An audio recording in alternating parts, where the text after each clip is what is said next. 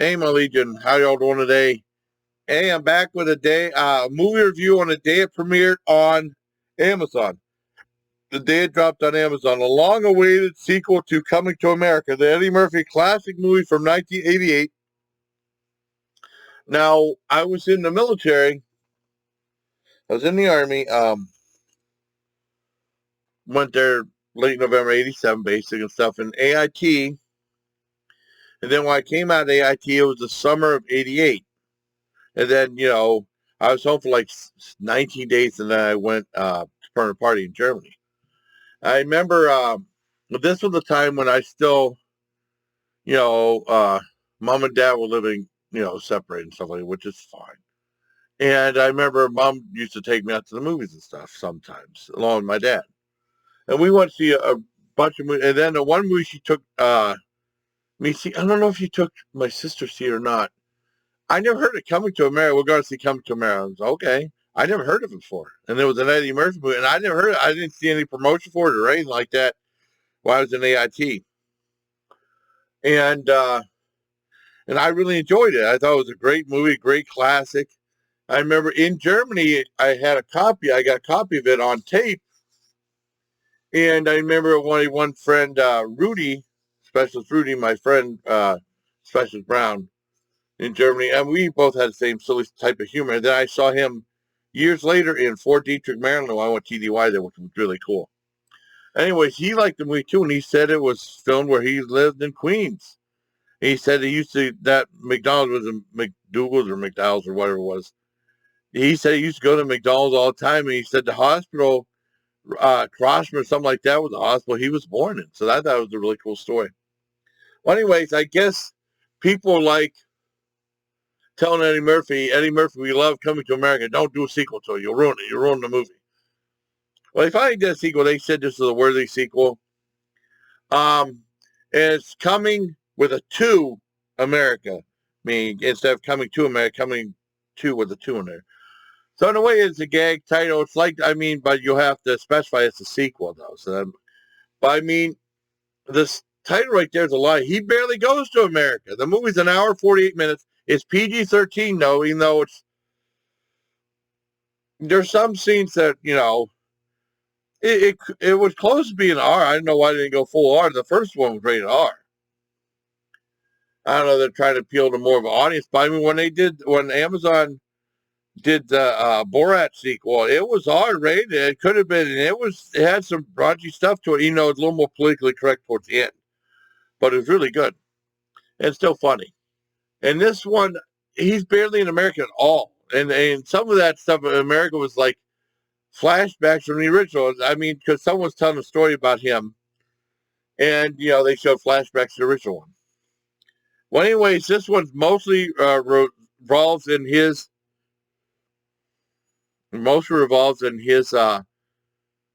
African kingdom of Zabamba, or something like that. And he was prince there, and his dad, played by James Earl Jones, passed away. And then, so the Eddie Murphy character became king. And then you hear Morgan Freeman's in the movie. Lots of cameos. They had, like, In Vogue, Gladys Knight, and Salt Pepper. A lot of singing and dancing in this movie, too. Much more than lots of, like, a lot of the stuff in there mainly made me think of Black Panther, including like he was bow staff fighting with his three daughters, who are really well versed in the bow staff. You're like fling down and stuff. That looked like Black Panther to me. And there was a warring faction that from next Doorville or something like that with General Izzy, played by Wesley Snipes. Wesley Snipes was really good. I didn't see Wesley Snipes in anything in a while. He was great in the movie. And he came over, and he had like a warring faction. So some of the training was funny. He had shake weights, and they showed him Dance Revolution. But he was kind of funny. He was very enjoyable. Oh, he was. And basically I find out that he said all his kids are ladies. And there's one girl that was trying to be the new princess or queen of Zabamba, his daughter. And then, he told his dad, I'm sorry, I don't have any kids. And he male kids to take over as prince when I become king. And he said, you do have a son. And then I have a son. They said, like, Arsenio Hall was there, and Arsenio Hall said, well, I was looking for, like, women. And then he set him up with some woman that got him high or something like that, with Leslie Jones. Now, I give Leslie Jones mugs are kind of rah, rah, rah, rah, rah. I will give her credit. I mean, I think her character was essential in the movie because she's supposed to be a very loud person, you know, and she does that, but she does show restraint. There's some scenes where she does act, she talks at regular, normal voice, which was good. If I had a kid by her, and they didn't know about it, so he goes to America to find his son, and they had the scene in the barbershop, which was awesome, and the one guy called him Idi Amin, and there were some different characters, I mean, that were played by Eddie Murphy and Arsenio Hall, and that was good, but I mean, whenever he brings him to back to Zimbabwe,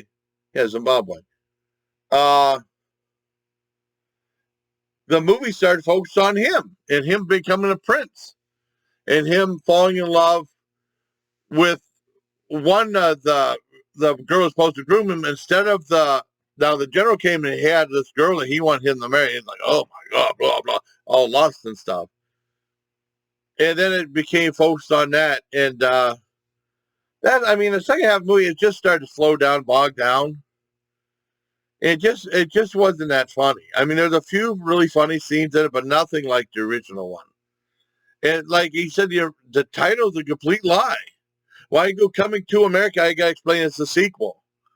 So that's the problem, too. I mean, it was clever putting it but people explain it's a sequel, though. You know, because the original is Coming to America, and the other is Coming to with the number of Americans. Someone else explains it's a sequel, which one, the original or the sequel. But a lot of it is just, I will say he'll probably get nominated for costume. The costumes were really good. They were very elaborate in the movie. That was cool. Again, I think Black Panther got nominated for costumes too. But a lot of it just looked like Black Panther thrown up in more of a parody situation. But I mean, and there were scenes with John Amos inside the McDonald's in it too, which was cool. I like that. But the movie's it's only okay. I mean, I was kind of disappointed. Well, I was disappointed they were barely in America. Like you said, the movie's an hour, 48 minutes, very long. And I think a lot of that singing and dancing and marching around pageantry, they do that a lot. Like whenever they have General Izzy, he makes a big entrance, like coming like this. Or like showing, I mean, like the ceremony, they show a lot of that. I think it's like padding for the movie. And then during the ending credits, they have like a blooper scene, blooper reel, which wasn't funny. And then they have John Legend singing the one song instead of showing more something funnier or like more stuff for the barbershop. They showed John Legend, which I won't funny at all. And then at the very end, there's a little scene that's okay, but there's like 3 scenes during the ending credits. And none of them are really funny, but I mean, if you want to see it, definitely check it out. But I mean, I thought it was only okay. I think it was a lie saying they come to America. I give it a 6.95 out of 10. But I mean, it's definitely, if you want to see, it's worth watching one time, but I would never want to see it a second time. I don't have the desire to. Now, the original Coming to America, I think I saw it the one time in theater. I think I've seen it like 2 or 3 other times, or maybe 4 times total. I mean, I would definitely watch that again, but man, the new one, it's not as good. And Paramount's involved. I don't know why they didn't go for an R rating, though. I mean, they could have made the humor a little raunchier.